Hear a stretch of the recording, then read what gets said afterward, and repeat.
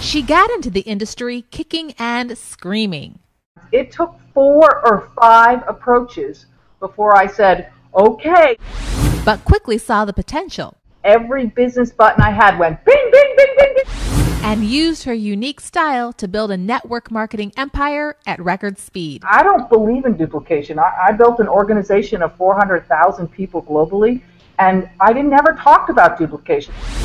Today, she is one of the top female income earners in the entire direct sales industry. You've got to get the company timing right, and you've got to get the locale of where you're building that timing to be right.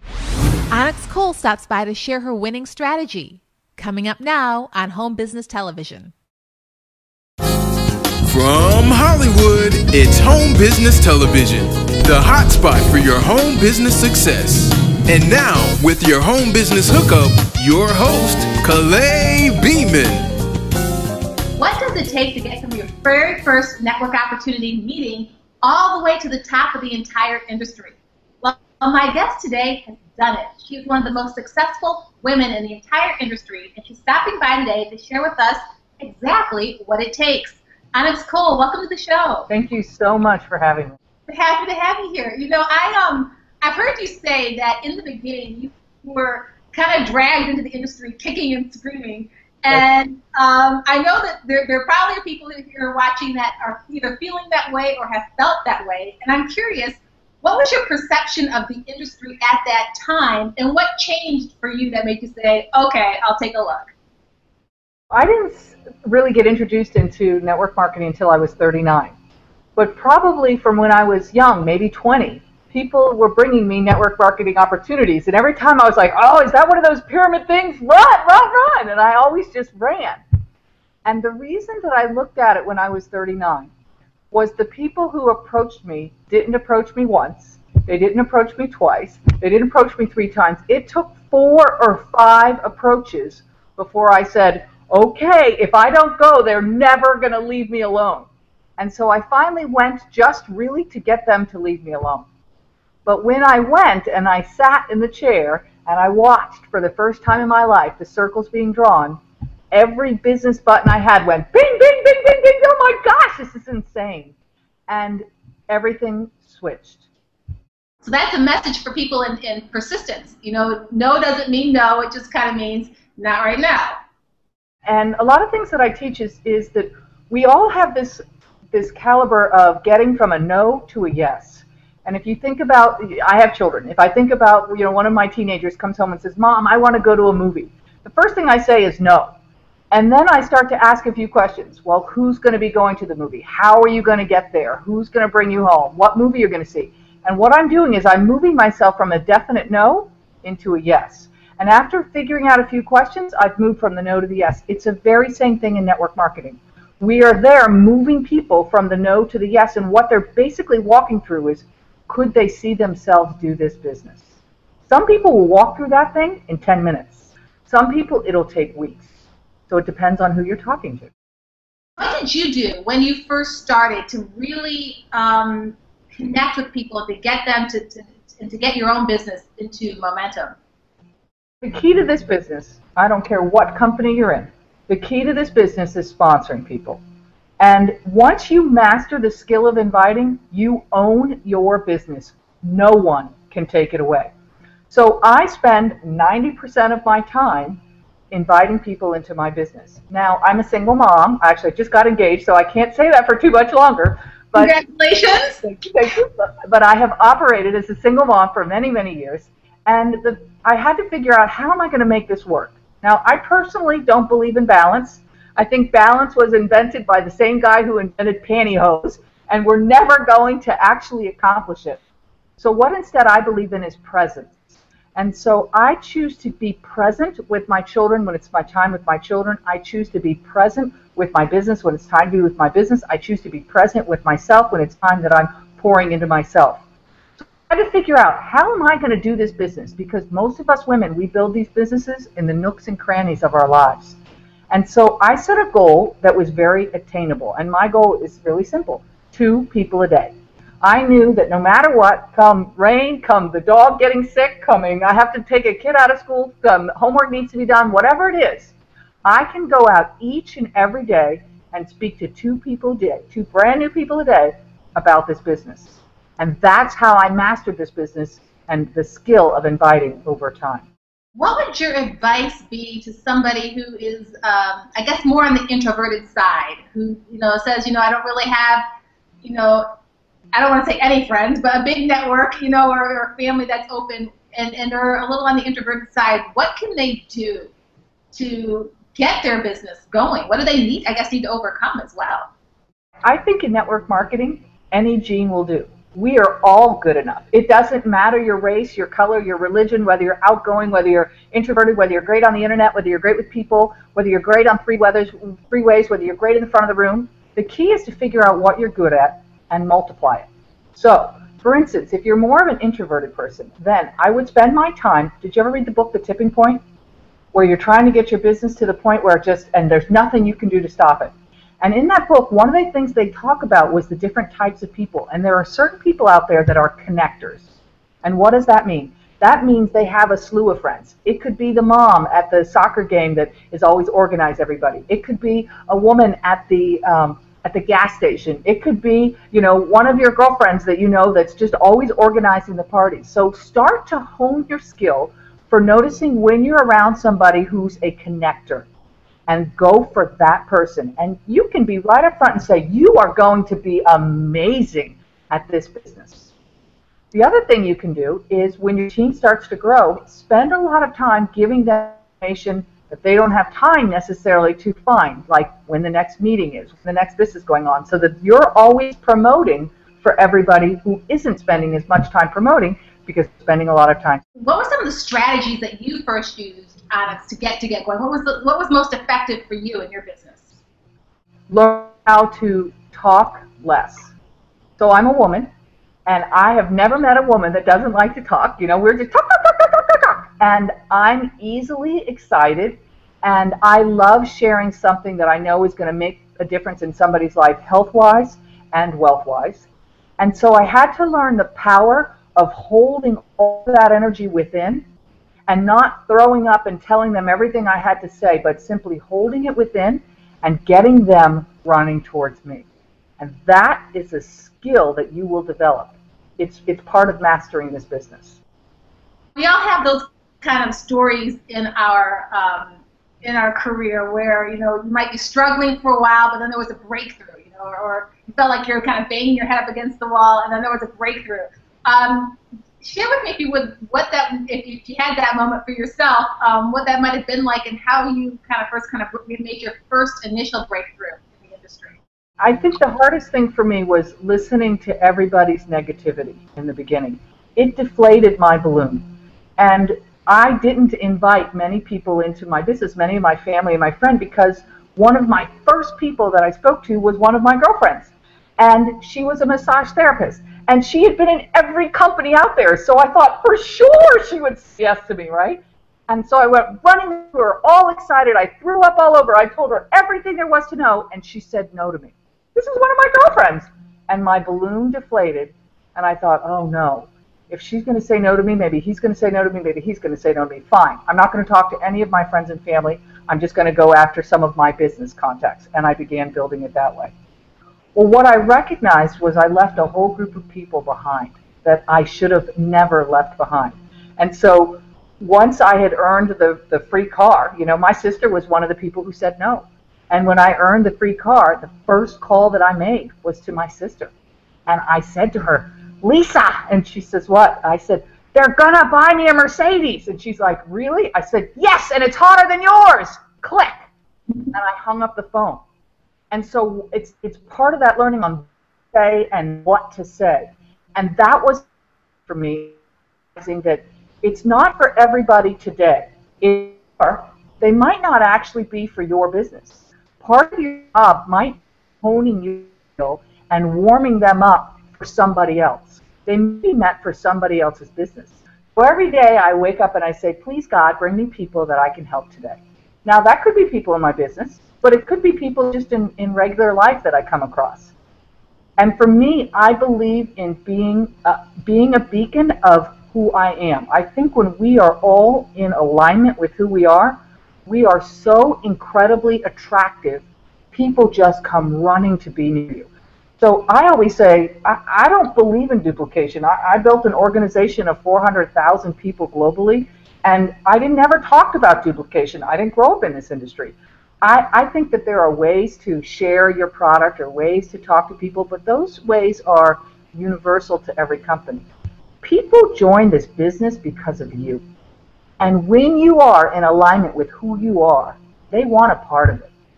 And so I recognize that I never sell out. I always stay focused on who I am and what I stand for, and I stand in the gap for other women because I think it's extremely important that we lift each other up.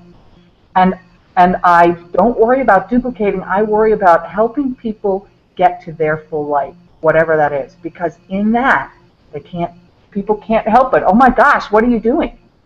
And one of the things that I love to say to people is have fun. If you're not having fun in this business, you're not doing it right. And in today's environment, we are all so weighted down. I don't know anybody that isn't walking through something emotional, isn't walking through, some kind of trauma, a financial trauma, an emotional trauma, somebody in their family going through a divorce. We're all really struggling. And so what I say to my teams is tell jokes. They're like, what do you mean? Practice saying jokes to each other. Practice making yourself lighter, because in that levity, other people are attracted. And when you're having fun, this isn't a job. You said so much in that statement, Onyx, and I wanted to just follow up on a couple of things from that. First of all, you talked about people being afraid of no, or shutting down after no, and it's part of the process. And I think if you could kind of speak a little bit to being able to embrace that more for people, and how it's ultimately part of success, I guess, at the end of the day. Challenge is we look at it when somebody says no like we're mortally wounded. Like they've just said no to me and my life is over and that's it. What am I going to do? That's not what's going on.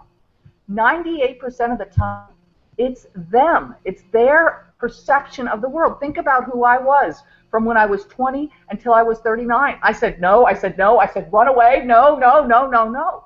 It wasn't about how they were presenting to me. It was about what was going on in my mind about what was possible. And the reality is, I was afraid of something I knew nothing about. Shame on me. Imagine if I had met network marketing when I was 20. Imagine what could have been created. But I wasn't ready. So it wasn't about the person that was presenting to me or that was offering or that was sharing to me. It was about where I was at that particular time. And so I always say to people, when you get a no, don't take it as a no, never, don't you ever talk to me again. Leave them alone and come back to them in another 4 to 6 weeks, changing your approach. But again, if you're spending all of your time speaking, you're more likely to get a no than setting it up so that they're asking you questions. It's a very different way of communicating. Share with us, if you would, maybe some pointers on how to get people to start asking you questions. So let's say that I'm at a luncheon with 8 women, and I might drop just a little seed on the table. I might say something like, I'm having so much fun at my new business. And that's it. Or I might say, has anybody seen one of these paint strips? It says love in 20 languages. Or, oh my gosh, I can't believe all of the new friends that I've made. So I make one statement. Now let's say there's 8 women at the table. Nobody responds. Guess what? I am not talking about my business today. What am I going to do? I'm going to spend the time listening and learning who these women are and what they're about. Okay? Let's say somebody responds, a new business? What are you talking about, Onyx? Now, most of us would hear something like that and we go, I have so much to tell you. We're going to talk for 10 or 15 or 20 minutes, and I'm going to tell you everything for how you're going to earn a free card, how you're going to make all this money, how you're going to help all these people, how this product is going to change your life, right? And they're like running in the other direction. Instead, when somebody says, a new business, Onyx, what is that? I will have a very short, succinct answer. And then what I do is I turn the conversation right back onto them. So I might say, I answer their question shortly. I mean, under a sentence if you can. Short. Turn the conversation back onto them. I remember you said your son is playing soccer in Japan. How's that going? They're going to talk. After a while, They're going to be like, uh-oh, I'm doing all the talking. And they're going to ask another question about the business that I gave that short answer. Again, I'm going to answer their question very short, and I'm going to turn the conversation right back onto him or her. So what I've done is I keep pushing the conversation back onto them, and what are they doing? They keep coming back at me. I need to know more. I need to know more. I need to know more. Now, who's in the position of power? I'm in, because I'm controlling the conversation. And it's not a manipulative thing. It's that I recognize that if I keep throwing up on people, they're running. I have to do something that attracts them to me rather than pushes them away from me.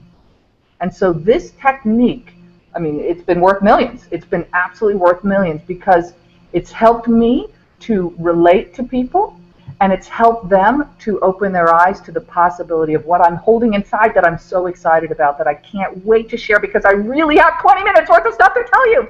But I can't tell it all because Onyx says I can't, so I have to hold it all inside. It's a very different energy, and it makes them want what you've got. And that's the goal.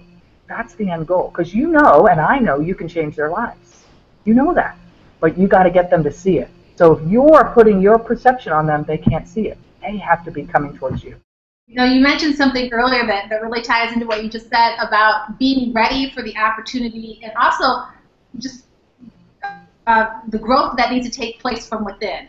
And I'm curious about how you are able to,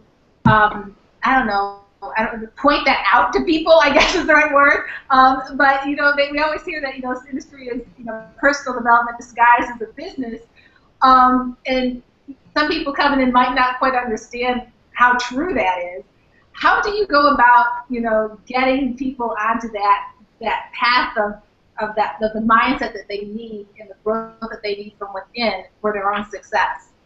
Your success is going to happen based on your sphere of influence or your ability to sponsor somebody in your business who has a large sphere of influence.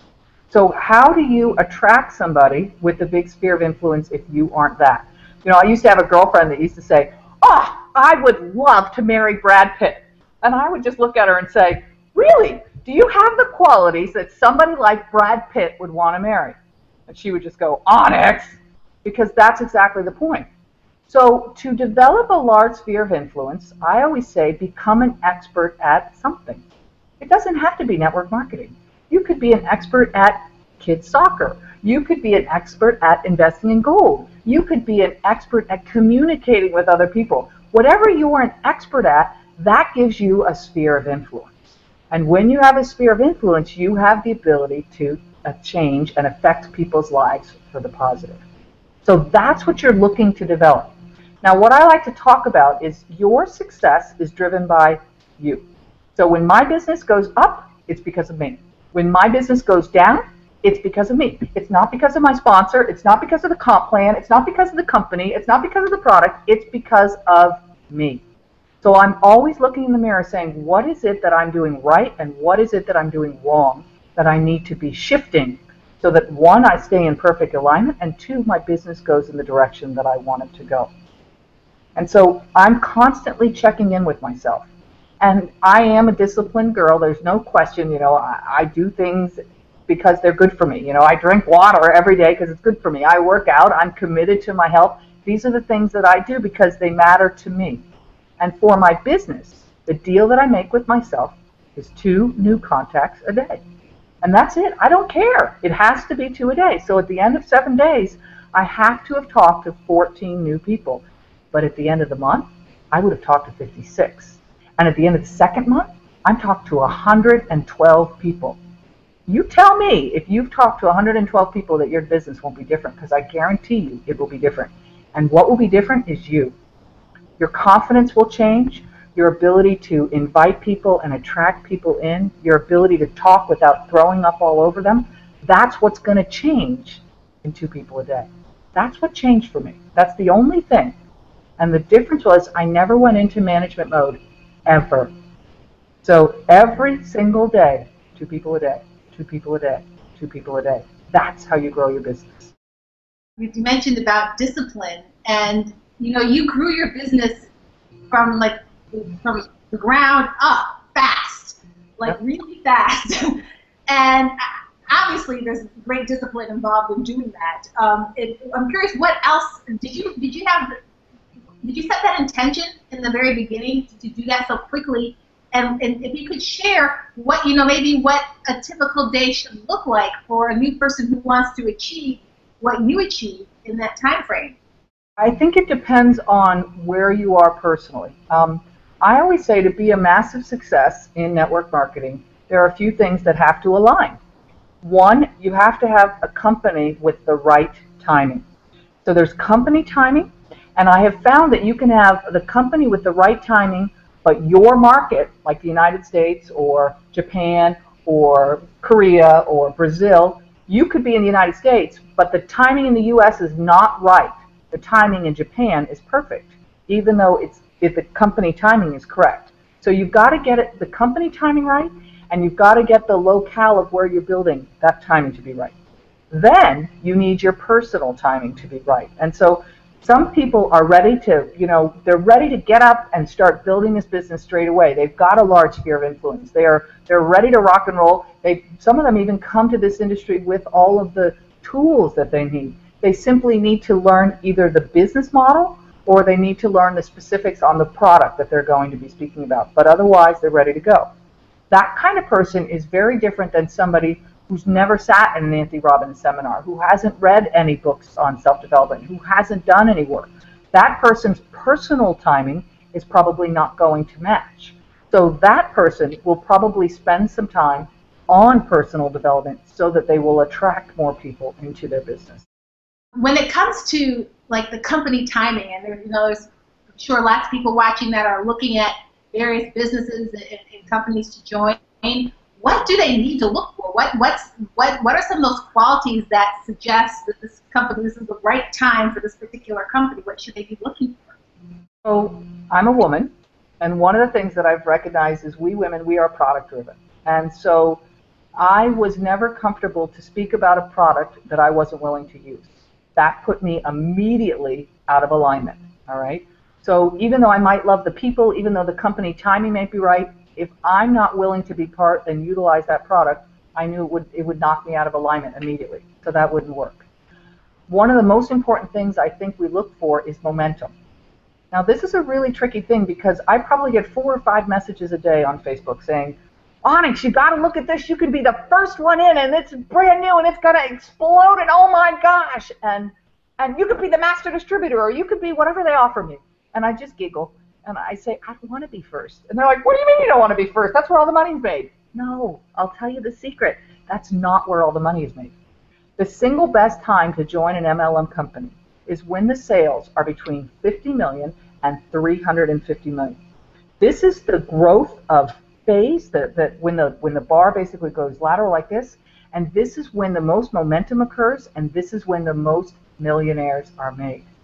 So there's a huge difference, though, in a company that's doing $50 million annually to a company that's doing $350 million annually. The difference is a company doing $50 million annually, generally speaking, will have a product that is working. They will have obviously in today's world, we'll have the internet, the whole websites. They will have brochures, and all of that stuff is here, but it's not working perfectly. The brochures aren't as pretty as they could be. The product packaging isn't as gorgeous as it could be. It's not all here, but the things that you need are here. When you get to a company that's doing $350 million annually, it's beautiful. The packaging is beautiful. The product looks great. The website is perfect. It's just fantastic. It's easy to say yes, but here's the difference. That ride, that momentum ride. So a lot of companies will sit flat. They'll be flatlined for years, and some will be flat for 6 months. Some will be, do $1 million or $2 million of sales for 5 years. It depends. I'm looking for that momentum to have begun. Now that momentum for me is between that 50 million and 350 million. But if you find a company that's at $50 million annually, you're going to get a double from 50 million to 100 million. You're going to get a double from 100 million to 200 million. You're going to get a double from 200 million to 400 million, and you're going to get another double from 400 million to 800 million. If you say yes when the company is 350 million, you're going to get one double from 350 to 700, instead of 4 doubles finding a company at $50 million annually. See the difference? It's huge. It's huge. So I think finding a company in momentum is extremely important. I also think when I sat back and I looked at all the different companies, one of the things that I noticed is the companies that tend to run to $1 billion in sales tend to do it on one product. Monavie did it on a bottle of juice. Visalis did it on weight loss. Miriam will do it on the face cream. OG will do it on coffee. It will happen, but they tend to do it on one product. Why? Because when you have a group of distributors all speaking about one thing, not confused because we've got 50 different products to pick from, then it makes it easier to push that company into momentum. However, the other thing that I noticed is the only companies that maintain $1 billion in sales tend to have a catalog of products. And so when they don't develop, just when that company is rising is when they should be developing that catalog, and oftentimes they don't spend the time developing the catalog, so then it goes down just as fast as it came up. So it's just interesting things that I've noticed in the market. The other thing I would say to you is pick your sponsor. This is a business decision. And so I did not pick my sponsor the first time. I didn't know what I was doing. I was young. I was naive. I sat in a home presentation. I thought, wow, this is cool. Okay. And I just signed up. If you've done this before, if you've said yes to another company, and this is your second or third or whatever it is, I encourage you to pick your sponsor. It's one of the most important decisions that you will make, because that person is going to be your cheerleader. They're going to go to work for you. They're going to help you be the best you that you can be. So you don't want to pick somebody that you're not in alignment with. And same with don't sponsor somebody that you don't want to take their phone calls. So if you know somebody is grumpy and they drive you around the bend, for Pete's sakes, don't invite them into your business.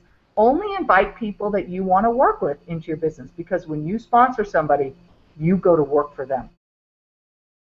One of the great things about this industry is that you can absolutely surround yourself with who you want to be around. Right. That's right. And we've seen the evolution of this industry really evolve, especially with the addition now of social media and people being able to connect with more people via the internet. And I'd love to hear your philosophy on really how best to incorporate that, because it's a reality, in terms of a reality presence, and how to best incorporate that so that you are building your business as a professional in the industry. I think that we have to have both. I think that this is not a belly-to-belly business only anymore, and I think this is not a long-term sustainable business on the internet only. So I think you need to have a combination of both, is the first thing I'll tell you. I would also tell you that I went kicking and screaming into social media because I've been always very high-touch, very low-tech, as you've seen, and I finally kept hearing, I kept presenting, and everybody kept saying, how do I use Facebook to build? How do I use Facebook to build? How do I use social media to build? And I said, okay, I guess I've got to master this, because this is the next platform that I needed to overcome. Well, here's one of the things that I noticed. Facebook is people are not afraid of it in terms of when you meet a stranger at a Costco line or at the grocery store or whatever, and you start talking about your product, or you start talking about pain or whatever it is that you're speaking about. And at the end, you're able to say something like, I've had a really great conversation with you. I've enjoyed my time. I'd love to stay connected. Now, in the old days, we would try and get their phone number. That's one of the hardest things to do, I believe, from a stranger, because they don't know who you are and they want to give you their phone number. No way. But I have found people are not afraid to say, you can say to them, I'd love to stay connected. How about if we become friends on Facebook? And they're like, oh. Immediately the guard goes down. And so what I do is I pull out 2 business cards. I give them one, and I flip my other one over, and I write their name down on my business card, on the back of my business card. And the deal that I have with myself, like I have the deal of 2 people a day, I have the same deal with the business cards. When I make a contact and I put their name on the back, I have the deal with myself is that I have to connect with them as a friend on Facebook within 24 hours.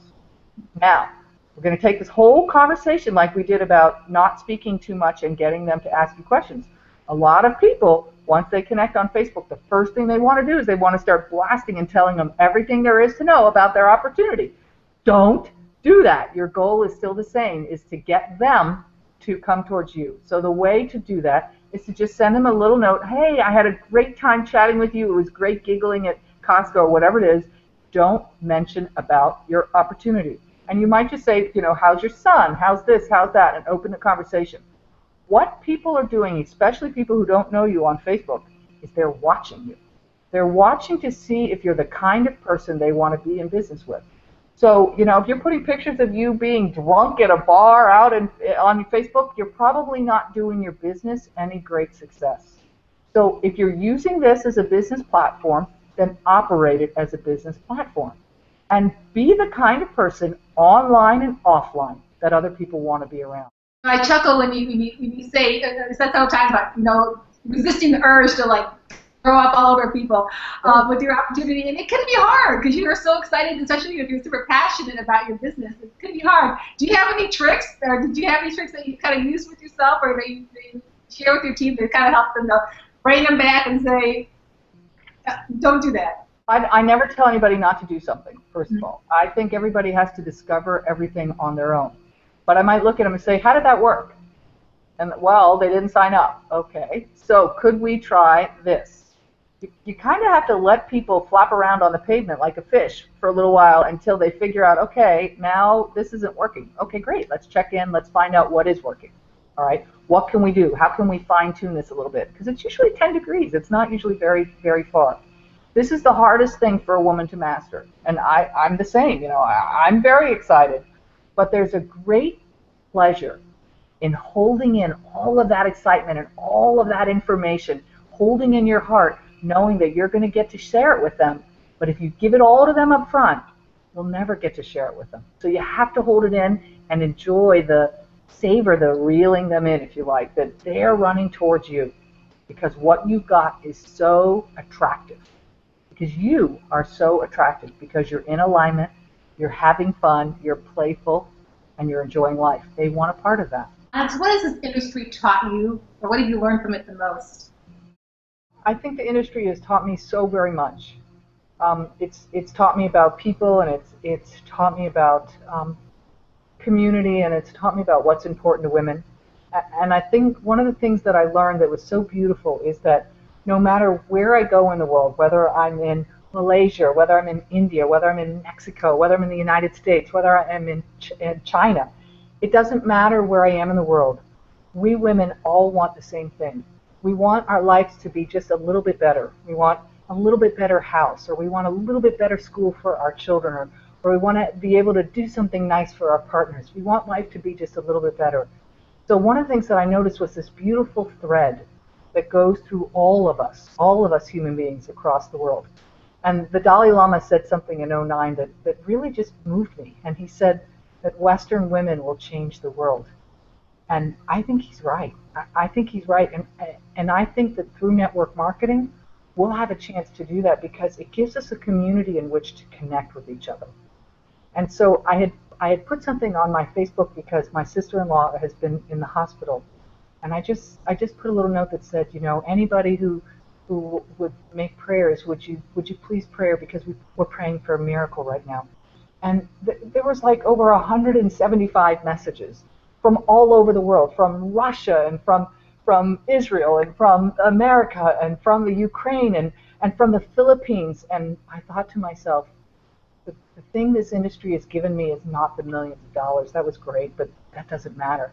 The thing this industry has given me is a depth of relationships with people all over the world that I would have never had if I didn't sit in that seat and watch those circles being drawn for the first time. That's what rattles you. And I know it rattles all of us when they say no, we're like, what, are you crazy? You can't say no to me. This is going to change your life. But they weren't ready, like I wasn't ready. And now I just sit back and I think, gosh, I'm grateful. Gosh, I'm lucky, because this industry has taught me people, and it's taught me how to connect at a level that I never knew was possible. So my life is rich. Whether they say yes or no, my life is rich because I had an opportunity to connect with somebody else. That's what this industry will keep.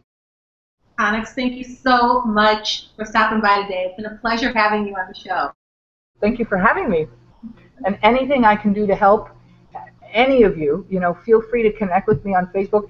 Any way that I can help you, it's my pleasure. I think we all stand in the gap for each other, and without each other, our lives are are boring, you know. So anything I can do to help. I want to see all of you at the top. There's plenty of space for everybody. Well, thank you again. It has been a pleasure having you here. And thank you for tuning into this episode of Home Business Television. Now, if you've gotten some value here today, please leave us a comment in the comment box below. And to access more great industry interviews, please subscribe to HBTV by clicking the link below. We'll see you next time. Take care.